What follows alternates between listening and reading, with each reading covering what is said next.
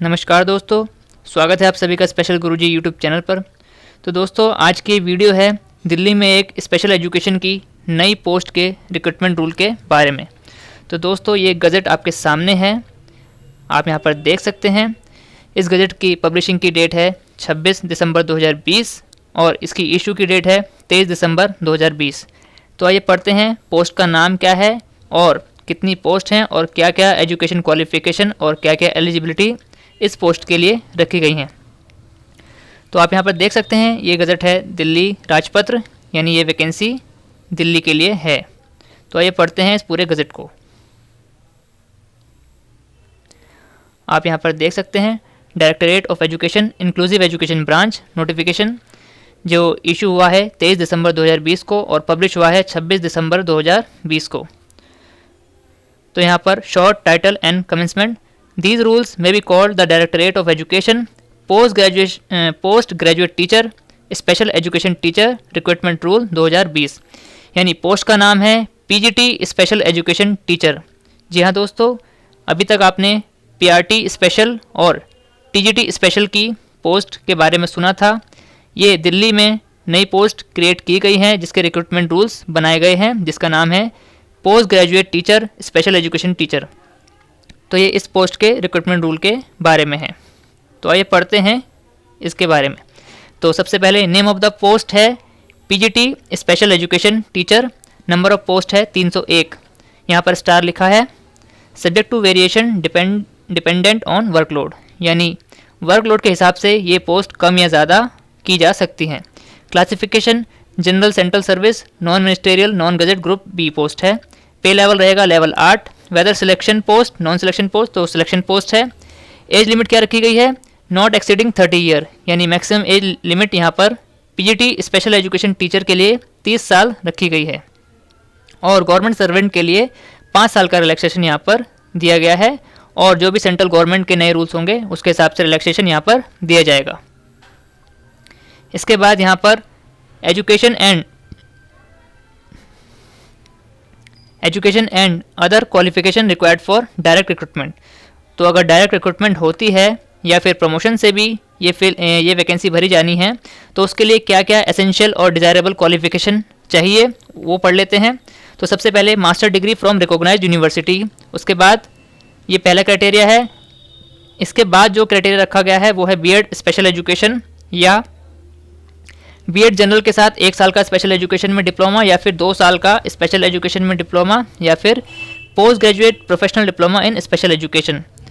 जी हाँ दोस्तों, या तो आपके पास B.Ed स्पेशल एजुकेशन की डिग्री होनी चाहिए। अगर वो डिग्री नहीं है तो B.Ed जनरल के साथ साथ आपको एक स्पेशल एजुकेशन का कोई भी एक कोर्स आपके पास होना चाहिए, जो यहाँ पर 3 कोर्स के नाम यहाँ पर बताए गए हैं। 1 साल का स्पेशल एजुकेशन में डिप्लोमा या फिर वो 2 साल का स्पेशल डिप्लोमा हो या फिर post graduate professional diploma in special education, जो पहले होता था अब नहीं होता है।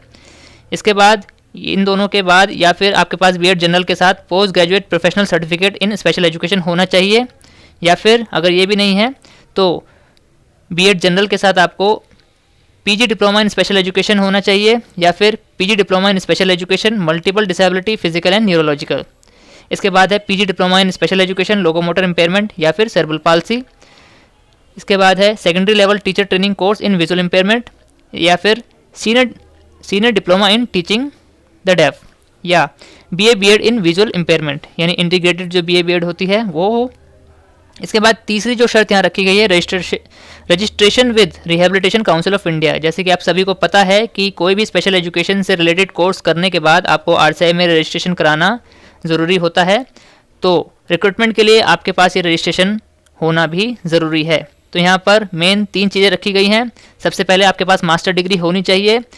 दूसरी जो शर्त है वो इनमें से कोई भी एक शर्त आप पूरी करते हैं, यहाँ पर और लिखा गया है सभी क्वालिफिकेशन के बीच में, तो वो आपके पास होना चाहिए, चाहे इनमें से कोई भी क्वालिफिकेशन आपके पास है। और तीसरी शर्त है RCI में रजिस्ट्रेशन।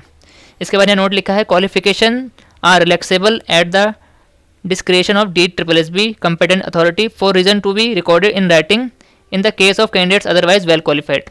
तो क्वालिफिकेशन में यहाँ पर रिलैक्सेशन मिल सकता है अगर उसका कोई सब्सटीट्यूट आपके पास है, उस पर भी विचार किया जाएगा तब।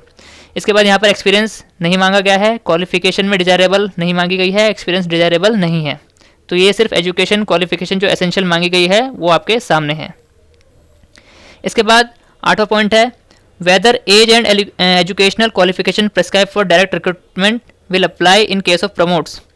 तो अगर प्रमोशन से ये वैकेंसी भरी जाएंगी तो उसमें एजुकेशन क्वालिफिकेशन और एज का क्राइटेरिया लागू होगा या नहीं। तो एज का क्राइटेरिया लागू नहीं होगा प्रमोशन वालों के लिए, क्योंकि अगर प्रमोशन होता है तो इसका मतलब वो पहले से ही डिपार्टमेंट में काम कर रहे हैं और उनको 5 साल का रिलैक्सेशन दिया जाएगा। इसके अलावा एजुकेशन क्वालिफिकेशन वही लागू होगी जो डायरेक्ट रिक्रूटमेंट के लिए लागू होगी, यानी एजुकेशन क्वालिफिकेशन में किसी प्रकार की छूट नहीं दी जाएगी डिपार्टमेंटल कैंडिडेट को। इसके बाद 9वां पॉइंट है पीरियड ऑफ प्रोबेशन। अगर डायरेक्ट रिक्रूटमेंट होती है, आप पेपर देकर ये वैकेंसी में आते हैं और जॉब लेते हैं तो उसके लिए 2 साल का प्रोबेशन पीरियड रखा जाता है, परीक्षा काल जिसे कहते हैं। इसके बाद method of recruitment whether by direct recruitment और बाय प्रमोशन और by deputation absorption and percentage of vacancy to be filled by various method. तो ये जो वैकेंसी भरी जानी है 301 पोस्ट जो बताई गई हैं, ये किस तरह से भरी जाएंगी। तो मेथड रखा गया है प्रमोशन से, प्रमोशन फेलिंग विच डायरेक्ट रिक्रूटमेंट, यानी प्रमोशन से भरी जाएंगी वो भी 100% वैकेंसी। तो यहाँ पर इन्होंने रूल बनाया है कि 301 पोस्ट हैं ये सिर्फ और सिर्फ प्रमोशन से भरी जानी है, लेकिन अगर प्रमोशन नहीं हो पाते हैं, लोग प्रमोशन नहीं लेते हैं और सीटें खाली रह जाती हैं, तो फिर उसके लिए डायरेक्ट रिक्रूटमेंट मेथड अपनाया जाएगा, यानी एडवर्टाइजमेंट निकाला जाएगा और पेपर लेकर इन सीटों को भरा जाएगा। लेकिन ये तभी होगा जब प्रमोशन से सीटें बच जाएंगी। तो यहाँ पर ये जान लेना ज़रूरी है कि ये जो सीटें हैं 301 पीजीटी स्पेशल एजुकेशन टीचर, ये प्रमोशन से फिल की जाएंगी। इसके बाद in case of recruitment by promotion deputation absorption grades from which promotion deputation absorption to be made. Promotion, अगर प्रमोशन होगा तो उसके लिए कौन एलिजिबल होगा, यहाँ पर ये बात बताई गई है। तो यहाँ पर लिखा है train graduate teacher special education teacher, यानी टीजीटी स्पेशल एजुकेशन टीचर होना चाहिए in level 7 of the pay matrix with 2 year of regular service in the grade. यानी प्रमोशन के लिए कौन एलिजिबल होगा, टीजीटी स्पेशल एजुकेशन टीचर की पोस्ट पर जो व्यक्ति काम कर रहा है और 2 साल से उस पोस्ट पर काम कर रहा है और possessing the education qualification prescribe for direct recruitment under column 7, यानी टीजीटी स्पेशल एजुकेशन की पोस्ट पर वो हो, 2 साल से उस पोस्ट पर काम कर रहा हो, रेगुलर पोस्ट हो और सभी एजुकेशन क्वालिफिकेशन जो इस रिक्रूटमेंट रूल में बताई गई हैं वो सभी उसके पास हैं, तो वो प्रमोशन के लिए एलिजिबल होगा।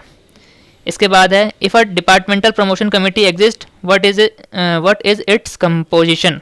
तो प्रमोशन के लिए यहाँ पर अगर कोई कमेटी बनती है तो उसके लिए इन लोगों को प्रिस्क्राइब किया जाएगा और कन्फर्मेशन ऑफ डीआर के लिए इन सभी लोगों को प्रिस्क्राइब किया जाएगा। इसके बाद circumstances in which UPSC is to be consulted in making recruitment, consultation with UPSC not necessary.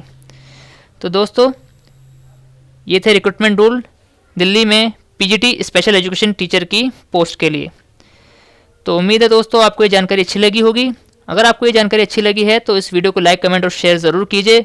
अगर इस पोस्ट से रिलेटेड आपके कोई डाउट्स हैं तो आप कमेंट बॉक्स में पूछ सकते हैं। तो ऑल इंडिया में स्पेशल एजुकेशन और टीचिंग से रिलेटेड सभी जानकारी और वैकेंसी की जानकारी के लिए हमारे चैनल को सब्सक्राइब कीजिए। धन्यवाद दोस्तों, मिलते हैं आपसे अगली वीडियो में।